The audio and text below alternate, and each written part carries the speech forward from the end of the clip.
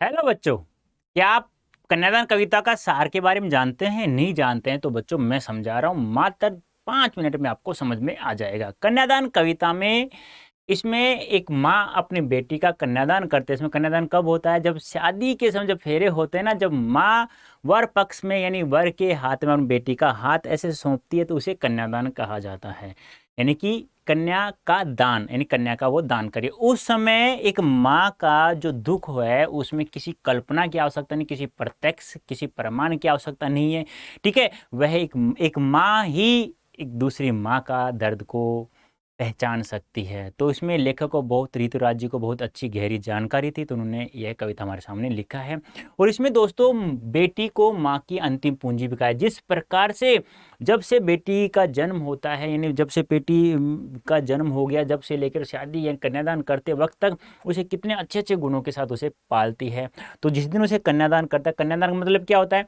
जैसे मान लो इस पेन का मैंने दान कर दिया है तो इस पेन पर मेरा कोई हक नहीं होगा कभी भी। तो कन्या का दान, यानी कन्या का दान कर दिया तो उस पर उसका कोई हक नहीं है। तो वो सोच रही है कि मेरी तो यही अंतिम पूंजी थी, आज मैं इसका दान कर रही हूँ, अब मेरे पास कुछ भी नहीं बचा है। तो इसमें क्या है, एक माँ है वो अपनी बेटी को परंपरागत, किससे, एक परंपरागत जो शिक्षा होती है, एक प्रत्येक माँ देती है, एक सीख देती है बेटी को, उस परंपरागत आदर्श रूप से हटकर सीख दे रही है। क्योंकि यह जो समाज है ना, जो स्त्रियों को कोमलता, उसके कोमलता को, उसकी कमजोरी को पास समझ लेता है, उसे गहनों के बंधन में बांध देता है, कपड़ों के बंधन में बांध देता है। तो जब स्त्री इन कपड़ों गहनों के बंधन में बंध जाती है तो वह उसका शोषण करता रहता है पूरी जीवन भर। फिर उसे जिस आग से वह पूरे परिवार की रोटी सेकती है, तो कुछ वर पक्ष होते हैं दहेज के लोभ में उस स्त्री को वो आग में उसे जला दिया भी जाता है। तो माँ कह रही है कि लड़की जैसा दिखाई न देना इसका आदर्श प्रतिकार। माँ कह रही है कि लड़की हो लड़की जैसा रहना, पर लड़की जैसा दिखाई मत देना। मतलब क्या, आपको समझदार चालाक चतुर बनना है, क्योंकि यह संसार बहुत बड़ा निर्मम है। बेटी माँ के सबसे निकट, उसके दुख सुख के साथ होती है। अब आपसे पूछ लिया जाए कि कन्यादान कविता में माँ के सबसे अधिक निकट और दुख सुख का साथी किसे बताया गया, तो बेटी को बताया गया है, और बेटी को ही उसे अंतिम पूंजी बताया गया है। अब इसमें इस जो दुख में इस कविता की कोरी भावुकता नहीं है, बल्कि माँ के संचित अनुभव की पीड़ा का प्रामाणिक अभिव्यक्ति, यानी कि इसमें किसी प्रकार की कल्पना विचार की आवश्यकता नहीं है। यह एक प्रामाणिक एक दुख बताया गया एक माँ का। ठीक है, जो ऋतुराज जी की इसमें गहरी संवेदना अभिव्यक्त हुई है। माँ, लेखक कह रहे हैं कितना प्रामाणिक था उसका दुख, यानी लेखक कह रहा है कि जब एक माँ अपनी बेटी का कन्यादान करती है तो उसमें किसी कल्पना की आवश्यकता नहीं, किसी प्रमाण की आवश्यकता नहीं है।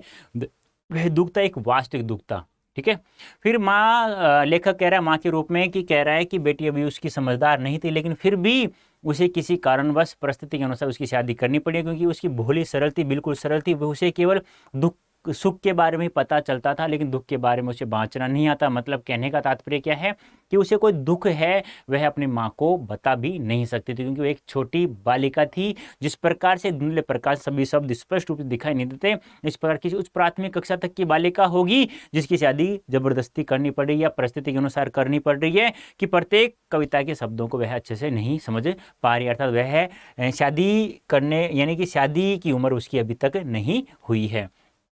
फिर माँ बेटी को शिक्षा दे रही है कि बेटी अपना जो चेहरा है वह पानी में जाकर बिल्कुल मत देखना, वरना वही चेहरा जिस पर तू रीझेगी वही तेरा शोषण का कार्य बन जाएगा। फिर कहती है कि ये जो आग है ना बेटा, ये केवल रोटी सेकना है, रोटी सेकने के लिए, इसमें जलने के लिए मरने के लिए बिल्कुल भी नहीं है। फिर कहती है तू जो एक स्त्री के जो शाब्दिक भ्रम होते हैं, अस्त्र हो गए, आभूषण हो गए, इसमें तुझे बिल्कुल भी नहीं बनना है, इससे तुझे बिल्कुल इनसे दूर रहना है। फिर माँ अंतिम में कहते हैं कि माँ ने कहा कि पर लड़की जैसी दिखाई मत, लड़की होना पर लड़की जैसी दिखाई मत देना। कहने का तात्पर्य क्या है कि तुम लड़की हो, लड़की जैसा ही रहना, पर लड़की जैसा दिखाई मत देना। कहने का तात्पर्य क्या है, तुम्हें समझदार चालाक चतुर बनना है। तो यह कविता का सार हो गया। उम्मीद करता हूँ 2 मिनट में आपको समझ में आ गया।